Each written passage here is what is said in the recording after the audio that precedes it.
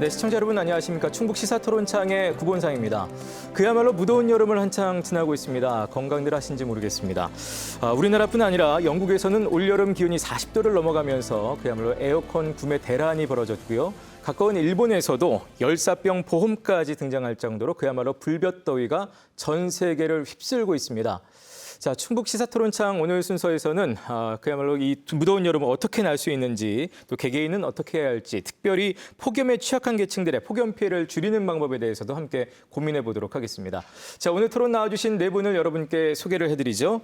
자, 먼저 이상정 충북도의회 정책복지위원장 나오셨습니다. 네, 안녕하세요. 네, 안녕하십니까. 그 옆으로 배민기 충북연구원 재난안전연구센터장 나오셨네요. 네, 안녕하십니까. 네, 반갑습니다. 조추영 가톨릭 꽃동네대학교 사회복지학 과장 나오셨습니다. 네, 반갑습니다. 네, 반갑습니다. 마지막으로 김영민 충북대학교병원 응급의학과 교수 나오셨네요. 안녕하십니까. 네, 반갑습니다. 현재 상황을 네 분께 일단 키워드를 통해서 좀 들어보도록 하겠습니다. 이건 순서대로 좀 듣도록 하죠. 배민기 센터장님부터. 예. 저는 키워드로 일상화라고 표현을 하고 싶습니다. 일상화, 더위의 예, 일상화일까요? 예, 그렇죠. 폭염의 일상화. 폭염의 그래서 일상화. 지금 상황을 폭염의 일상화에 대비해야 될 시기다라고 말씀드리고 싶고요. 사실 충북의 폭염 그리고 열대와 관련된 모든 기록들이 2018년도 폭염으로 다 새로 쓰여졌었는데 그때 폭염이 언제든지 다시 올 수 있다라는 그 상황이고요. 그리고 그보다 더 심한 폭염 그리고 그로 인한 그 가뭄이라든지 산불이라든지 그런 것들이 언제든지 올 수 있다라는 마음으로 대비를 해야 될 시점이다. 이렇게 말씀드리고 싶습니다. 예, 바로 이어갈까요, 이 의원님? 네, 저는 불평등한 재난이라고 생각을 해봤습니다.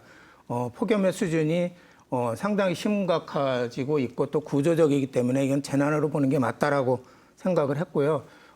재난 중에서도 이 폭염은 특히 그 취약계층, 사회적 약자들, 보통 또 기후 약자들 뭐 이렇게 많이 표현하는데 네. 그분들에게 특히 더 가혹하기 때문에 이거는 평등하지 못하다 그래 불평등한 재난이다라고 설정을 해봤습니다. 예, 맞은편으로 바로 이어가겠습니다. 조 교수님 어떻게 키워드를 정하셨습니까? 네, 저는 사회적 경제 약자에게 더 잔인한 폭염으로 정하겠습니다. 실질적으로 어떤 사회적 경제에 취약한 사람들이 사실은 더위, 폭염에 노출될 가능성이 높고 또 노출되면은 해를 입을 가능성이 높습니다. 네. 그 해를 입고 나면은 대응력과 회복력이 떨어지죠. 그렇기 때문에 사회적 불평등은 더욱 심화되고 올리백은 폭염에 평등하게 노출되는 것처럼 보이지만 그것을 느끼는 사람들은 제각각 다르다는 이야기를 했습니다. 마지막으로 김 교수님 어떻게 상황을 보고 계신가요? 예, 호시우보를 하겠습니다. 호시우보요. 예, 호랑이처럼 날카롭게 살피고 소처럼 신중하게 행동하는 그런 상황입니다. 무더위 속에 발생하기 쉬운 온열 질환은 고열, 탈진, 의식 변화 등의 증상이 흔한데 이 코로나19 감염 환자도 유사한 증상을 보일 수가 있어서 가뜩이나 격리 병상이 부족한 요즘에 그 빠른 초기 대응이 쉽지 않을 수가 좀 있습니다.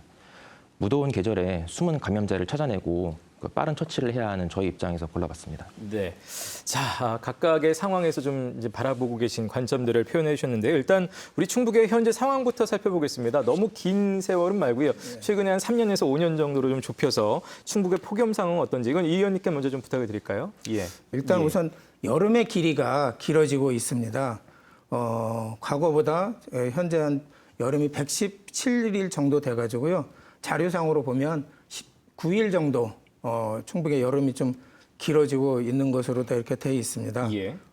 그 평균적으로 보면 한 10년을 놓고 보면은 한 3.6일 정도 이렇게 이제 증가한 것으로 되어 있고요. 보통 이제 그 폭염주의보, 폭염특보 얘기하는데 이제 우리가 33도 이상이 이틀 정도 되면은 폭염주의보를 내리고 예. 폭염경보는 35도 이제 이렇게 되는데 이런 부분들이 계속 늘어나고 있고요. 전체적으로 여름 평균 기온이 평년보다 높을 확률은 50% 이상으로 진단하고 있습니다. 네. 현재 올해 충북의 폭염 상황은 어떻습니까? 지금 이제 관련 데이터 드리셨습니다만. 아직 폭염이 다 끝나질 않아서 일부 그렇죠. 수합된 다른데요. 다행히도 올해는 폭염 피해가 수치상으로는 그렇게 크지는 않습니다. 예. 크지는 않고요. 그리고 여타 시도하고 여타 연도에 비해서 좀 작은 편이고 그 수치로 보면 가장 큰 것이 가축 피해입니다. 예. 그래서 닭하고 돼지하고 이렇게 해서 한 2만 8천 마리 정도 피해를 입었고 그리고 다행히도 농작물 피해는 아직 없는 걸로 그렇게 지금 집계가 되고 있어서 이렇게 좀 피해가 없는 상황이 좀 지속됐으면 좋겠다 그런 예, 바람이 예. 좀 있습니다. 예. 사람 피해를 좀 좁혀보겠습니다. 충북의 온열 질환자의 경우는 어떤지 이거는 김 교수님께 좀 여쭤봐야 되겠습니다. 예. 지난 5년간 온열질환 응급실 감시체계를 통해서 보고된 충북도 내 온열 질환자 수는 총 557명이었고요. 사망자는 6명이었습니다. 예. 2017년과 2019년은 각각 온열 질환자가 110명대였고요. 무더웠던 2018년에는 209명. 그리고 그에 비해서 코로나19 유행이 시작된 2020년과 2021년에는 각각 그 절반 수준인 54명의 환자가 발생을 했습니다. 2022년은 7월 31일까지 온열 질환자 33명, 사망자 1명 보고되었습니다. 최근 10년간 온열 질환자의 44.6%는 실외 작업장과 논밭에서 발생을 했고요. 예. 이 중 50.7%는 오후 12시부터 오후 5시 사이에 증상이 발생했습니다. 노인의 경우 이제 더운 날씨에 대한 신체 적응 능력과 인지 능력이 약해지므로 예. 상대적으로 온열 질환에 좀 취약합니다. 그리고 또 심뇌혈관 질환, 당뇨 등 이제 만성 질환을 앓고 있는 경우가 많고 더위로 인해서 그러한 질환의 증상이 좀 악화될 수도 있습니다. 또 그리고 기타 사회적 측면에서 좀 취약한 분들 계시지 않습니까? 이제 음주자, 장애인, 빈곤자, 네. 노숙자, 독거노인 이런 분들 같은 경우에 사회적으로 고립된 경우가 많은데 이런 외부 온도 변화에 대해서 스스로 인지하기가 좀 어렵거나 또 적절한 냉방을 누리지 못하는 경우도 많습니다. 네. 자, 충북의 온열 질환자 지금 상황도 좀 짚어주셨는데 사실 이제 코로나 시기에 겹쳐 있는 폭염이기 때문에 실제 온열 질환자 수는 이제 야외 활동이 급감하면서 좀 줄었다고 말씀해 주셨습니다만 사실 뭐 그야말로 엎친 데 덮친 격이라고 하잖아요. 저도 아까 이제 마스크 쓰는 게 개인적으로 참 너무 힘들다라는 말씀을 드릴 수밖에 없었는데 실제로 느끼는 체감 지수가 또 사실 그만큼 중요할 것 같습니다. 어떻습니까, 조 교수님? 네, 실제로 온열 질환으로 사망한 사람들 몇 면을 보면은 대부분 이제 비닐하우스 안에서 일하는 노인들이라든지 노인 쪽방촌에서 살아가는 취약계층, 그다음에 그 건설 현장에서 일하는 5개 노동자, 뭐 배달하는 그 택배 기사, 뭐 이런 분들이 정말 우리 사회에 있어서는 약자로서 소리 없이 정말 죽음을 맞이하는 경우들도 있습니다. 근데 그럼에도 불구하고 각 네. 자치단체는 폭염에 따른 대책들을 여러 가지 대책들을 세우고 있죠. 그러면 예를 들면은 무더위 쉼터를 지정을 하기도 하고요. 그다음에 그늘막, 그늘목, 그다음에 살수차로 물 뿌리기 같은 것들도 하기도 합니다. 그다음에 시내버스 승강장에서 쿨링 서비스 같은 것들도 예전에 좀 이제 했었는데 최근에도 잘 안 보이더라고요. 그다음에 또 취약계층에 사실 전기료 지원 같은 것들도 하고 있습니다. 예. 그럼에도 불구하고 우리 사회가 이런 것들을 모두 다 관심 있게 쳐다보고 그 관심을 가지지 않으면 안 될 거라고 생각합니다. 네. 아무래도 이제 야외에서 일을 하시는 분들에 대한 체감을 말씀하셨는데 그야말로 체감 지수이기 때문에 글쎄 어떤 재난안전 연구하시는 쪽에서도 이런 부분들도 좀 고려를 많이 하시죠? 어떻습니까? 그렇습니다. 일단 체감 지수도 굉장히 중요한 팩터고요. 저희가 아주 중요하게 생각하는 것들이 이제 폭염 일수 같은 것들을 굉장히 중요한 팩터로 이렇게 보는데 네.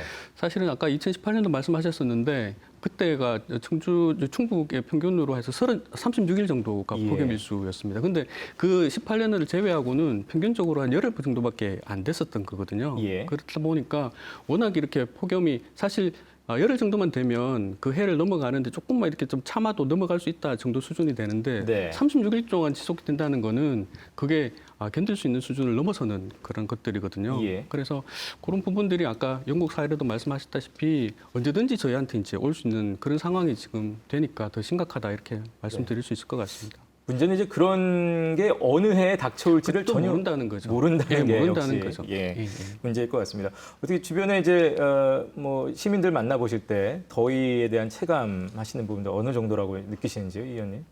농촌 지역 같은 경우는 이제 밭에서 일을 하고 특히 이제 하우스에서 일을 하다 보면 예. 이제 조금씩 이렇게 욕심이 나서 조금만 더 하고 조금만 더 하고 네네. 이제 그러다 보니까 또 이렇게 사고 나는 경우들이 있거든요. 의식을 잃고 예. 그런 경우들도 있어서 어쨌든 본인들이 조금 이 폭염에 대한 경각심을 많이 좀 가져야 되지 않을까 이제 그런 예. 생각들이 들고 이제 그 사회적으로 취약계층 이런 부분들은 이제 많으신데 거기에 대한 어쨌든 적절한 지원들이나 또 주변의 관심 뭐 이런 부분들이 좀 더 많이 필요하지 않나 그렇게 생각을 하고 있습니다. 예. 아까 그 김 교수님께서 노인분들이 특히 이제 더위에 대해서 이제 인지하는 부분이 좀 떨어진다라고 말씀하셨는데 이제 그런 부분인 것 같습니다. 네. 농촌에서 하우스에서 일하다가 예. 처음에는 좀 괜찮은 것 같아서 예. 일을 하시다가도 그게 금방 좀 피해로 다가올 수가 있겠죠. 예, 그러니까는 이제 어느 정도 이 한계를 넘어가는 예, 이제 그런 예. 부분들은 예측하기가 어려운데 그거를 좀 잘 넘겨야지 또 욕심부리다가 이렇게 좀 이렇게 뭐 사고 나거나 쓰러지거나 그럴 부분들은 있는 것 같습니다. 네. 자, 저희가 이제 폭염에 대해서 두루두루 말씀들을 함께 나누고 있는데요. 아까 키워드에서도 조 교수님도 이제 사회적 경제적 약자에게 더 잔인하다라는 표현까지 쓰셨는데, 이 폭염 취약계층, 이른바 폭염 취약계층의 여름나기에 대해서 좀 저희가 집중적으로 좀 살펴보겠습니다. 사실 폭염 취약계층 하면 정확하게 뭐 법적으로 정해져 있는 용어는 아니기 때문에 아까 이제 사회적 경제적 약자를 주로 말씀하셨으니까요. 일단 어떤 계층이 대상이 될런지 또 좀 소개를 좀 해주실까요? 네. 일반적 조건에 의해서 또 이렇게 피해를 보고 있는 노인, 장애인, 그다음에 옥외 노동자 같은 사람들이 있고요. 사회적 조건에 의해서 피해를 보고 있는 취약계층이 있습니다. 그런데 이런 사람들은 이제 독거 노인이라든지 하는 이런 사람들은 사회적 조건에 대한 것이고요. 신체적 조건은 또 와상 노인 같은 사람들, 와상 장애인 같은 사람들, 이런 사람들이 또 취약하고요. 그다음에 가장 취약한 거는 사실은 정신적, 심리적 이유로 인해 가지고 거부하는 사람들이죠. 네. 계층별로 이렇게 나눠서 보면 이렇게 한 5층으로 이렇게 나눠서 말씀드릴 수 있을 것 같습니다. 예. 센터장님은 취약계층 하면 이제 어떻게 그쪽에서는 그 부분을 하고 저는 계신가요? 공식적으로 좀 규정이 돼 있고 예. 또 통용되는 취약계층에 대해서 좀 말씀드리고 싶은데요. 사실 그 탄소 중립 녹색 성장 기본법에 보면 기본적으로 그 전국의 지자체는 폭염처럼 이런 기후 위기에 대해서 적응 대책을 수립하도록 그렇게 되어 있습니다. 적응 대책 수립하도록 되어 있고 적응 대책을 수립하는 과정에서 기후 변화 취약성 평가를 하게 되어 있거든요. 예. 보통 그 취약성 평가는 그 기후 노출 그리고 민감도 그리고 대응 능력 세 가지를 고려해서 평가를 하게 되는데 지금 말씀하신 폭염 취약계층은 민감도를 할 때 고려되는 요소입니다. 그래서 네. 같은 기후 노출이 와도 피해가 훨씬 더 커지는 요인이 되는 거거든요. 그래서 그 공식적으로 이렇게 통용되는 취약계층은 지금 야외 노동자 예. 그리고 기초생활수급자 그리고 65세 이상 독거노인 그리고 65세 이상 그리고 14세 미만 아동들 예. 그리고 마지막으로 그 심혈관 질환자 수 이렇게 지금 모든 평가에 좀 골고루 들어가는 요인들은 그 정도 지금 쓰여지고 있습니다. 예. 자, 오늘 뭐 말씀을 듣다 보니까 아무래도 이제 어르신분들이 이제 노인분들이 이제 폭염에 많이 이제 더위에 취약하다 또 여러 가지 걱정된다는 얘기들을 많이들 해주셨습니다. 특히나 이제 저소득층 노인들이 아무래도 좀 취약하지 않을까 싶은데요. 구체적으로 어떤 대책이 좀 필요하다고 보시는지, 예, 조 교수님. 네. 실질적으로 이제 무더위 쉼터가 사실은 지정이 되어 있고요. 근데 관공서나 복지시설, 금융기관, 경로당, 보건소, 뭐 마을회관 이렇게 지정이 되어 있긴 합니다. 근데 사실은 이게 또 이 접근성에 대한 문제들이 또 있거든요. 네. 근데 가까이 있으면은 또 금방 다가가서 그 서비스를 이용할 수 있지만 좀 멀리 떨어져 있는 경우도 있기도 하고요. 또 관공서 같은 데는 문 닫는 시간이 일가 시간에 이렇게 또 한정돼 있어서 예. 일가가 끝나버리면 또 집에 돌아가야 되는데 그 시간대에 또 돌아가는 사실은 또 굉장히 더위에 취약하게 되거든요. 그리고 우리가 무더위 쉼터에 간다고 해서 막연하게 그냥 맥없이 무더위 쉼터만 가만히 있는다고 해서 또 문제가 해결 다 되는 건 아니잖아요. 네. 거기 가서도 뭐 좀 유익한 시간, 예를 들어서 뭐 정보를 제공받는다든지 재미있는 드라마를 뭐 방영을 해준다든지 하는 이런 것들도 필요하리라고 보여지고 있습니다. 흔히 아까도 온열 질환이라고 표현했고 뉴스 같은 데서도 이제 아마 많은 시청자분들도 들으셨을 텐데 구체적으로 이게 어떤 증상을 갖고 있는지 이게 뭐 예를 들어 바이러스나 세균성 질환은 아니기 때문에 뭐 흔히 생각할 수 있는 병 중에 열사병 같은 게 있긴 있습니다만 구체적으로 어떤 증상들이 있을 때 우리가 온열 질환이라고 하나요? 네. 우선 열사병은 의식이 처지고 혼수 상태에 빠질 수도 있고요. 40도가 넘는 체온과 건조하고 뜨거운 피부, 특징적이지만 간혹 땀이 나는 경우도 있습니다. 또 심한 두통과 어지러움, 네. 구역, 구토, 그리고 탈수로 인한 저혈압 등이 발생을 할 수가 있고요. 합병증으로 전신에 다발성 장기 손상이 발생할 수도 있습니다. 또 치사율도 높아서 매우 위험하고요. 아, 그렇군요. 예, 또 열사병의 급성기 증상이 회복된 이후에도 신경학적 후유증, 예를 들어서 성격 변화라든지 지속적인 어지러움, 어눌함, 그리고 협동운동 실조증 등이 발생할 수가 있습니다. 예. 그리고 또 열탈진은 흔히 일사병이라고도 많이 표현하는데요. 또 고온의 환경에 노출되어서 신부 체온이 37도에서 40도 사이로 올라가고 탈수 현상을 보이지만 중추신경계에 큰 이상은 없는 상태이기 때문에 의식 변화는 대개 없습니다. 그리고 땀을 많이 흘려서 피부는 축축하고 청백하고 피로감, 구역질, 구토, 어지러움 등등이 발생을 할 수가 있고요. 예. 그 외에도 고온에 노출되었을 때 열 경련, 열 실신, 그리고 손, 발목의 열 부종 등의 증상도 발생이 가능합니다. 예. 지금 이제 열사병, 일사병을 들어서 증상들을 좀 소개해 주셨는데 이런 게 좀 이제 증상이 보인다 할 때 어떻게 대처를 해야 되나요? 교수님? 예. 환자의 의식이 처지고 체온이 높아져서 열사병이 의심된다고 하면은 매우 위험한 상황입니다. 119에 신고부터 즉시 하시는 것이 첫 번째입니다. 일단 신고해라. 예. 예, 맞습니다. 현장에서 체온을 낮추는 응급처치도 동반이 돼야 되겠는데요. 이제 환자를 이렇게 시원하고 통풍이 잘 되는 장소로 옮기시고요. 옷도 느슨하게 해주시고 이제 네. 몸에 시원한 물을 적셔서 부채나 선풍기, 에어컨 등으로 식혀주시는 것도 좋겠습니다. 예. 그리고 또 얼음 주머니가 있다면 목이나 이제 겨드랑이 밑이나 사타구니 쪽에 데워서 체온을 낮춰주는데 단 이제 의식이 없는 환자에게 찬물을 마시게 했다가는 이제 물이 폐로 넘어갈 수가 있기 때문에 아, 네. 절대로 하지 말아야 합니다. 그렇군요. 예. 그리고 그 외에 또 열탈진 등의 환자는 이제 시원하게 해주면서 전해질이 포함된 스포츠 음료나 주스 등을 마시게 하고 찬물 샤워를 하시게 하면은 대부분 좋아질 수가 있고요. 예. 하지만 이러한 처치를 해도 30분 이상 증상이 지속이 되고 열이 떨어지지 않는다라고 하면은 병원에 가서 수액 공급이라든지 적극적인 체온 하강 조치를 받으셔야 됩니다. 네. 이제 간혹 또 이제 알코올을 몸에 뿌리시는 분들이 계신데 예, 예. 이러면 또 이제 과도한 열 손실이 갑자기 발생을 해서 오한이 심해질 수도 있고요. 또 확장된 피부 혈관을 통해서 알코올이 흡수가 될 수 있기 때문에 권장하지는 않습니다. 네. 저희가 아까도 이제 하우스에서 일하시는 노인들 얘기를 잠시 했습니다만 실제적으로 이제 농촌 어르신들 같은 경우에 이게 또 아무래도 농촌 일이라는 게 그때 꼭 나가서 해줘야 되는 어떤 부분들이 있기 때문에 이런 부분에서 정말 그야말로 현실적인 대책들이 좀 필요하지 않을까 싶습니다. 어떤 것들이 좀 필요하다고 보시는지 이 의원님. 예. 일단 그 통계상으로 보면 온열 환자의 29%가 65세 이상 고령층입니다.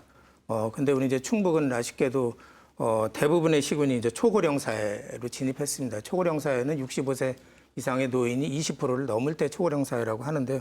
그렇기 때문에 어쨌든 농촌 지역에 어느 때보다 좀 관심을 좀 가져야 될 것 같고요. 네. 이제 충북도는 이제 나름대로 열심히 노력을 하고 있습니다.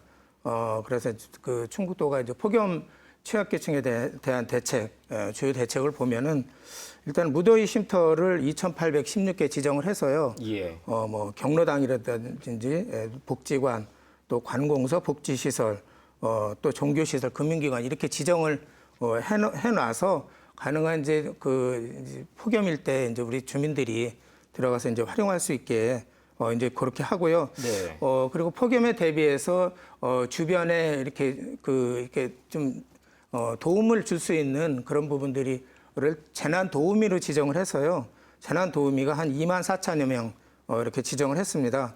그래서 이제 노인에 대한 생활 지원사, 또 노인 돌보미들이 있고요. 예. 사회복지사들, 그리고 이통장, 뭐 공무원, 또 이렇게 자율 방재단까지 조직을 해서 재난에 대한 폭염에 대한 도우미 역할을 할 수 있게 이제 그렇게 하고 있고, 근데 뭐 관련한 예상도 냉방비 지원을 전체 이제 경로당에 10만 원씩 2개월 지원해서 약 한 8억 5천 정도의 예산을 좀 편성을 해서 그렇게 나름 이렇게 하고는 있지만 그래도 예. 어쨌든 그거를 뭐 근본적으로 하기는 어렵잖아요. 네네. 근데 이제 그래서 그런 부분들은 좀 아까 우리 이제 교수님들 이렇게 말씀하시고 이제 그러셨지 좀 본인이 좀 노력할 수 있어야 되지 예. 않나 이제 그런 부분들을 좀 우선 강조하고 싶고, 두 번째 어쨌든 여기에 정해진 무대인 쉼터를 적극적으로 활용하고 재난 도우미들, 그리고 특히 이제 마을의 이장님들이 그래도 이장님들이 좀 젊으시니까 마을 네. 주변들 이렇게 좀 이렇게 살펴보고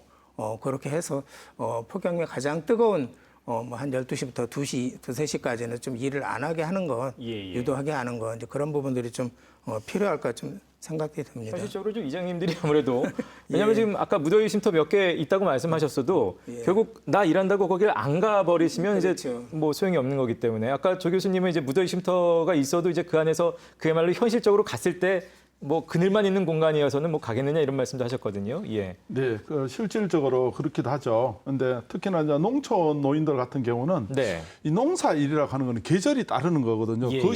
시기에 그 역할을 수행하지 않으면 안 되는 겁니다. 지금 이제가 이제 고추를 수확하는 그런 시기이기도 하죠. 그다음에 농약 살포도 그 제때 해줘야 되고, 그다음에 가뭄에 물주기, 뭐 잡초 제거 같은 이런 것들을 그때 시행하지 않으면 안 예. 되는 거라서 사실은 그 조금 더 하는 것이 큰 사고로 이어질 수도 있기도 하고요. 예. 그다음에 또 다른 한편으로서는 산업재해보상보험법에 특수 형태 근로 종사자가 있는데 리모컨 기사라든지 택배 기사, 퀵서비스 기사, 대리운전, 골프장 캐디, 학습지 교사 뭐 이런 9개 직종이 있는데요. 이 사람들에 대해서도 실질적으로 밖에 나가서 일을 하지 않으면 안 되는 사람들입니다. 예. 우리 법에 지금 폭염주의보, 폭염경보가 발생하면 1시간에 10분에서 15분 휴식을 반드시 취하도록 하고 음료수와 그늘막을 제공해야 된다고 사업주는 명시가 되어 있는데 옥 외에서 근로한 사람들한테는 이런 그늘막이라든지 음료수를 제공한다고 하는 이런 것들도 사실 또 쉬운 부분도 아닙니다. 그러니까 이런 부분들이 또 한편으로서는 우리가 또 관심을 가져야 될 부분이고 새롭게 대책을 마련해야 될 부분이지 않을까 하는 생각입니다. 그러니까 지금 말씀하신 부분들 농촌 어르신들 같은 경우에는 쉬어야 되는 거 아시면서도 이거 조금만 더 맞습니다. 눈에 앞에 보이니까 밟히니까 네, 하셔야 맞습니다. 되는 부분들. 노동자들 같은 경우도 이제 야외에서 가이드라인들이 분명히 있는 걸로 지금 말씀하셨습니다만 현실적으로 잘 지켜지지 않는 부분들. 이것에 대해서 그럼 대책은 어떻게 좀 마련돼야 된다고 보시는지요? 그러니까 이제 열사병 예방 가이드라인이 고용노동부가 매번 발표를 합니다. 예. 근데 이제 이것을 발표를 한다고 해서 우리가 모든 것을 다 지켜질 수 있는 조건은 또 아니잖아요. 예. 야외에서 일하고 있는 사람에게 어떤 그 휴식을 갖다 이렇게 감시할 수 있는 그런 것도 아닌 거고 관리할 수 있는 부분도 아니지 않습니까?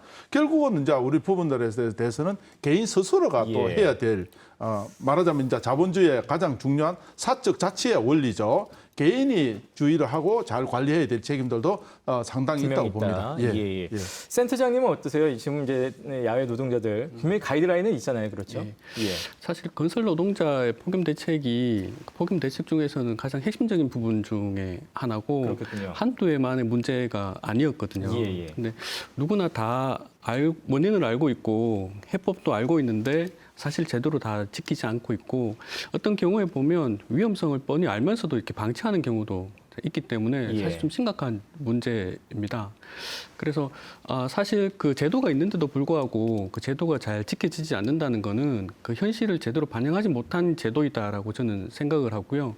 그 권고 형식의 제도가 아니고 의무화된 제도로 빨리 제도의 강화가 좀 필요하다라는 생각을 하고 있습니다. 예. 이게 건설 노동자 폭염 대책 같은 경우에는 사실 이게 무엇이 중요하냐에 관한 문제인데 결국 돈 문제거든요. 예. 돈 문제인데 이게 그 노동자한테는 노동 시간이 사실은 임금과 연계가 돼 있고 공사 기간이 길어지면 결국은 공사비에 또 그렇죠. 연계가 돼 있고 건설 현장이란 게 워낙 다 이렇게 다양하기 때문에 획일적인 어떤 대책으로만 사실은 이렇게 적용되는 데는 한계가 분명히 있습니다. 예. 있는데 그럼에도 불구하고 최소한 이렇게 폭염이 오면 정말 그 효율적으로 쉴 수 있고 또 샤워도 할 수 있고 쉴 수 있는 그 시간도 좀 제대로 쉴 수 있어야 되는 거거든요, 사실은. 예. 그래서 최소한 그런 그 세부적인 안들이 좀 빨리 논의가 좀 됐으면 좋겠고, 좀 다행히 올해는 그 중대재해처벌법이 시행이 되는 첫 해이기 때문에 네. 그런 좀 개선점이 좀 빨리 도출될 수 있지 않을까 그런 기대를 좀 할 수 있을 것 같습니다. 예. 결국 가이드라인이 있으나 지금은 이제 권고사항이기 때문에 이걸 어느 정도는 현실화시켜서 의무화되는 면이 좀 있어야 된다라고 보시는 거고. 혹시 뭐 대책 관련해서 다른 덧붙이실 말씀? 예, 조 교수님. 네. 그 미국의 폭염 사회라고 하는 책을 쓴 뉴욕대 교수 에릭 클라이넨버그가 말한 것인데요. 이분이 이제 그 1995년도에 시카고에서 700명이 이 폭염으로 사망을 했습니다. 그래서 이때 우리가 이 원인이 무엇인지 사회적 부검을 통해서 즉 이제 사회적 원인을 갖다 이렇게 분석을 해보는 것이죠. 이제 결국 이런 책을 내 가지고 한 것이 있는데 어쩌면 우리가 국가에 있어서 제도적으로 정치적으로 사회적으로 대응할 수 있는 것도 있긴 하지만 사실은 또 정말 개인적으로 주의를 해야 되는 부분 또는 네. 그 어떤 고용주와 나와의 관계 속에서 이렇게 잘 서로 보살필 수 있는 협약을 하는 이런 의사소통을 하는 이런 부분들도 중요하지 않을까 하는 생각입니다. 예. 자, 뭐 개인적인 대책 강구 또 주의 분명히 필요하겠습니다만 자치단체 차원에서도 어찌됐든 이런 부분에 대한 객관적인 좀 대책들을 마련해야 되는데 아까 이제 조 교수님도 여러 가지 방안들을 앞서 소개를 해주셨습니다. 그늘막이라든지 무더위 쉼터라든지 뭐 살수차 등도 얘기해 주셨는데요. 현재 폭염 대책에 대해서는 좀 어떻게들 평가를 하고 계신가요? 뭐 자유롭게 듣겠습니다. 예, 이 의원님. 일단 그 충북도하고 시군에서는 어떤 나름 노력을 하고 있습니다. 예, 예. 그래서 폭염 대책 기간을 7월 10일부터 8월 20일까지 설정을 해서 이렇게 추진을 하고 있고요. 도 차원에서 폭염 대책 TF팀을 운영을 하고 있습니다. 예. 그래서 이제 도의 16개 부서 그리고 또 교육청, 청주 기상청 그리고 이제 시군 이렇게 합동으로 10명에서 10개 반 20명으로 TF팀을 운영을 하고 있고요. 그래서 이제 나름대로 어쨌든 전국적으로 통일된 기준을 가지고 예. 에너지 분야나 뭐 수자원 분야, 농업 재해 분야, 폭염 대책, 취약계층에 대한 또 노동자 대상, 건강관리 분야 등으로 수립해 가지고 하고 있습니다. 예. 그렇지만 그래도 이제 거기에 대한 이제 근본적인 대책들은 마련하지 못하고 있는데요. 이게 나름 이게 폭염 사망자는 좀 없어야 되겠다라고 해서 네네. 목표를 설정을 해서 하고 있는데 이제 이미 7월 달에 이제 한 분이 예, 예. 이제 돌아가시고 있는 이제 그런 상황입니다. 그래서 이제 저희들이 보기에는 점점 더 이렇게 더 정확하고 좀 더 강력해야 되겠다. 내지는 또 촘촘해야 되겠다. 어쨌든 사각지대를 최대한으로 막아야 되는데 그런 부분들에 대해서 더 노력해야 되겠다. 이제 그런 예. 생각들을 하고 그리고 어쨌든 좀 더 이렇게 현실적인 관리, 뭐 평가 이런 부분들이 좀 필요하지 않을까 이렇게 생각을 하고 있습니다. 예. 아무래도 이제 자치단체별로도 이제 시행하겠습니다만 전체적으로 이제 시행하고 있는 어떤 큰 틀의 것들이 있겠죠. 다른 분들 어떻게 자치단체 이 대책들 평가하고 계신지요? 예, 센터장님. 예. 아까 말씀하신 것처럼 충북도도 6월 달부터 이제 폭염 대응 TF가 지금 운영이 되기 시작했고, 그렇군요. 예. 뭐 자유방재단 분들도 뭐 예찰 활동도 하고 계시고 여러 사업들이 지금 큰 틀에서 잘 이루어지고 있는데 조금 더 욕심이 낸다면 아까 위원님도 사각지대 얘기를 하셨었는데 저는 폭염 대책이 좀 더 좀 세분화됐으면 좋겠다 싶은 생각을 하는 거거든요. 그래서 왜냐하면 이게 대부분 뭐 말 그대로 그 청주시가 38도다 이렇게 얘기하면 청주시 모든 면적이 똑같이 38도가 아니거든요. 그렇죠. 예, 그래서 더 더운 지역이 있고 예. 더 이제 온도가 조금 낮은 지역이 있는데 이렇게 온도 진단을 좀 해가지고 또 특별히 좀 더 우선적으로 해야 될 지역들을 좀 뽑아내는 거죠. 그래서 예. 폭염 위험 지역을 좀 뽑아내고 똑같이 아까 폭염 취약계층 얘기를 했는데 특별히 더 위험한 폭염 그 위험 지역 가까이 사는 폭염 예. 계층들한테 대해서 더 우선적으로 이렇게 좀 지원을 한다든지 그 지역에 대해서 좀 특별히 폭염 저감 시설을 좀 설치한다든지 하는 이렇게 좀 같은 효율성을 좀 더 높일 수 예, 있는 예. 그런 접근들이 좀 있었으면 좋겠다 그런 생각이 듭니다. 현실에 맞춰서 선택하고 집중하는 게 좀 그렇죠. 필요하다는 예, 말씀이신데 예, 아까 이 의원님이 이제 그 데이터 얘기하시면서 아무래도 청주 지역, 도심 지역에 대한 폭염 일수가 좀 더 3, 4일 정도 많다라는 얘기를 해주셨거든요. 그렇죠. 실제로도 이제 이런 재난안전 연구센터에서도 지금 이제 폭염 위험 지역이라는 말씀을 하셨는데 예. 어디를 구체적으로는 더 위험적으로 좀 보고 계신 건가요? 보통 저희 뭐 청주시를 예를 들면 네. 폭염을 이제 인공위성이라든지 이런 데이터를 가지고 이렇게 폭염을 해보면 산업단지 주변 그런 부분들이 아무래도 좀 더 높고요. 하천 주변이나 그런 부분들은 좀 이렇게 낮은 그런 상황에 있습니다. 그래서 예. 그런 부분, 뭐 산업단지나 그런 부분에 대해서 녹지라든지 아니면 여러 가지 그 도시 계획적인 측면에서 바람길이라든지 그런 부분들을 더 좀 추가를 해주면 훨씬 더 온도를 낮추는 데 도움이 되겠죠. 예. 세분화시켜서 더 구체적으로 좀 사각지대에 대한 큰 틀에서는 이미 많이 하고 계시니까 있으니까. 그런 예. 것들을 좀 채워나가면 좋겠다. 예. 그런 생각입니다. 지금 이제 폭염 대책 가운데 아쉬운 점, 부족한 점들 좀 이게 좀 짚어주고 계십니다. 다른 분들 뭐 덧붙이신 말씀들이 있을까요? 예. 네, 조 교수님. 네, 2018년도에 홋카이도를 갔는데 홋카이도는 아시다시피 되게 춥지 않습니까? 예. 그러니까 11월 달부터 3월 달까지 노인들이 입원을 해버린대요. 병원에. 그래서 병원에 입원해버리면 추운 기간 동안에 병원에 있으니까 이것을 이제 사회적 입원이라고 합니다. 예. 근데 이거를 거의 그 동네에서는 용인을 한다고 해요. 이제 즉 혼자서 독거 노인이 집에서 있으면서 그 추위를 견디내기보다는 오히려 그냥 병원에 가서 지내라 하는 것을 이야기를 한다고 해요. 근데 이제 우리가 이 더위를 뭐 물론 세분화해서 하는 이런 것도 중요하겠습니다만은 아무리 어떤 에어컨을 놔준다, 무더위 쉼터를 만들어준다는 것 하나도 중요하지만 저 방에 있어서 냉방 기구가 있다 하더라도 전기료가 부담이 돼서 또 못 켜는 경우들도 많거든요. 그래서 그걸 못 켜게 되면은 그 또한 사회적 정말 낭비가 되어버린 것인데 개인적 선택과 행동 차원의 실천도 중요하지만 실질적으로 더 중요한 것은 정치적 사회적으로 우리가 공동적으로 집단적 실천을 해야 될 필요도 있지 않을까. 예. 특히나 이제 뭐 생산 체계를 전환하기라든지 걷기라든지 자전거 타기라든지 뭐 개인 승용차보다는 대중교통 위주로 교통체계로 바뀐다든지 여러 가지 이렇게 바꿔서 우리 모두가 정말 우리 이런 그 지구 온난화 되는 것에 대해서 좀 관심을 가져야 될 필요도 근본적으로 있지 않을까 하는 생각을 하고요.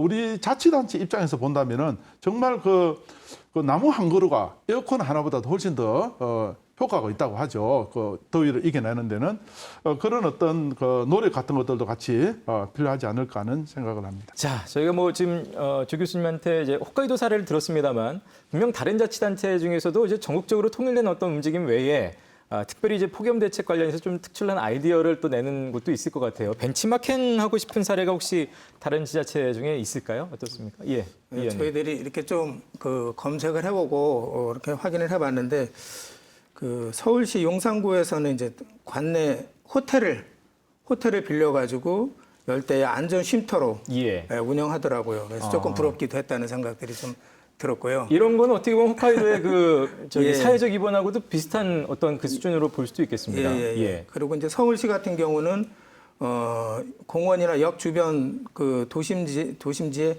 쿨링 로드를 설치했다라고 해서 봤더니 그거는 이제 그 지하철이나 좀 이런 데서 나오는 그 이제 폐 지하수 이런 부분들을 다시 이렇게 도로에 살포해 가지고 온도를 낮추는데 이렇게 되면 한 7도에서 9도 정도 이렇게 낮춰진다라고 하고 네. 미세먼지도 줄어든다고 이렇게 하더라고요. 또 이제 서울 서초구 같은 경우는 시내버스 정류장에 쿨링 의자를 설치를 네네. 했는데 그 의자에 이제 열 전도율이 낮은 뭐 폴리카보네이트 뭐 이런 소재 그런 걸 덮어서 의자를 이제 다른 것보다 한 5, 6도 낮추는 뭐 그런 방식으로 하고 있고 네. 서울시가 참 많아서 부러운데 예. 노원구 같은 경우는 이제 무더위 쉼터에 아예 이제 힐링 냉장고를 갖다 놔서 거기서 시원한 생수를 공파는 이제 그런 부분들도 있어서 네. 이런 부분들은 우리가 좀 어쨌든 적극적으로 한번 검토해봐야 되지 예. 않겠느냐. 이제 그 동안에 이제 보면은 이제 이 거리에 그 커다란 대형 뭐 우산 네네. 같은 거 뭐 이런 거는 하고 있잖아요. 근데 이제 그 부분에서 조금 더 나아가서 의자에 앉아서 의자도 좀 시원하게 할 수 예. 있고 거기에 또 뭐 이렇게 냉장고 시원한 물이라도 뭐 냉장고가 아니면 아이스박스라도 있으면 좀 낫지 않겠느냐 이제 그런 생각이 들었습니다. 예. 지금 뭐 말씀드리니까 서울시 각 구에서는 그래도 그만큼 이제 사람도 밀집돼 있고 뜨거운 지역이다 보니까 더 아이디어들을 내는 것 같습니다만.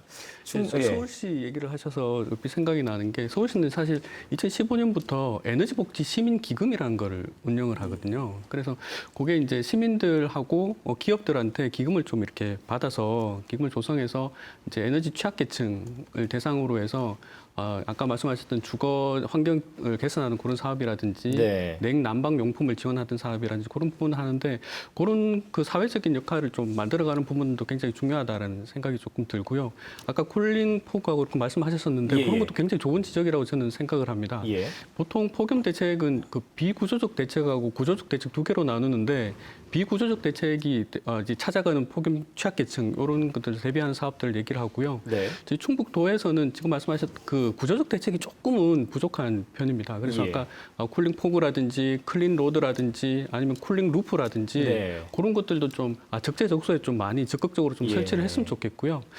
또 이렇게 보면 아까 외국 사례도 말씀하셨었는데 외국 선진 도시들은 도심에 물이 굉장히 많거든요. 예. 분수도 많고 한데 저희 충북 도시들은 그런 도심에 물이 좀 부족한 그러네요. 편이에요. 그래서 물을 좀 적극적으로 도입할 수 있는 사업들을 좀 했으면 좋겠는데 그런 부분들은 환경부에서 이렇게 지원하는 사업들도 꽤 있거든요. 예. 소규모 물길 그 쉼터 사업이라든지 아니면 뭐 물순환 관련된 여러 가지 사업들이 있어서 그런 것들도 혹시 폭염에 좀 도움이 되니까 적극적으로 예. 좀 도움을 했으면 좋겠다 싶은 생각이 조금 들고 소규모 사업장 이런 부분들도 사실 좀 사각지대에 있어서 네네. 그런 사각 그 공장 주변에서 그런 저감 시설 같은 것도 좀 적극적으로 설치를 했으면 좋겠다 예. 그런 생각이 듭니다. 사실 이제 지자체의 의지, 관심 정도에 따라서 충분히 작은 부분이지만 좀 기분 좋게 또 이렇게 더위를 좀 막아낼 수 있는 대책들, 아이디어들은 분명히 있는 것 같습니다. 자, 결국 뭐 내리쬐는 햇볕 이거 자체를 뭐 자연을 거스를 수는 없는 일이니까요. 결국은 이제 뭐 여러 가지 사회 시스템적인 면에서도 분명히 대비하고 개선해야 될 부분들은 있습니다. 그 햇볕은 어쩔 수 없다더라도 혹시 이런 예방과 관련해서 어떤 부분들 마지막으로 조금 생각을 하시는 것들 말씀해 주실 수 있는 게 있을까요? 예. 일단은 그 폭염 관련한 그 데이터가 좀 정확하고 또 이렇게 좀 폭이 넓어서 좀 광범위해서 그런 부분들을 좀 사전에 좀 예방을 해서 사업들이 행정 관련한 사업들이 좀 더 정확하고 이렇게 했으면 좋겠다라는 생각들을 좀 해봤고요. 그래서 네. 그런 부분들에 대해서 특히 이제 읍면동 지역 단위 거주나 경제 건강을 중심으로 한 폭염 취약 계층 가구를 이렇게 좀 정리를 해서 그 부분들을 정기적으로 조사하고 그 부분을 누적해서 관리하는 시스템이 필요하지 않겠느냐 이제 이런 생각들이 좀 들었고요. 예. 주거 환경 관련 개선들은 요새 이제 그 페인트를 열을 차단하는 페인트 뭐 이제 그런 부분들이 있어서 그걸 한 2도 정도 이렇게 낮출 수 있다. 이제 그런 부분들이 있을 것 같고 네. 또 뭐 아까 이제 말씀드린 이제 에너지 냉방비 같은 거는 좀 그렇게 할 수 있을 것 같습니다. 근데 이제 그 근본적인 좀 큰 틀에서의 거시적인 측면에서의 대책들이 좀 필요할 것 같은데요.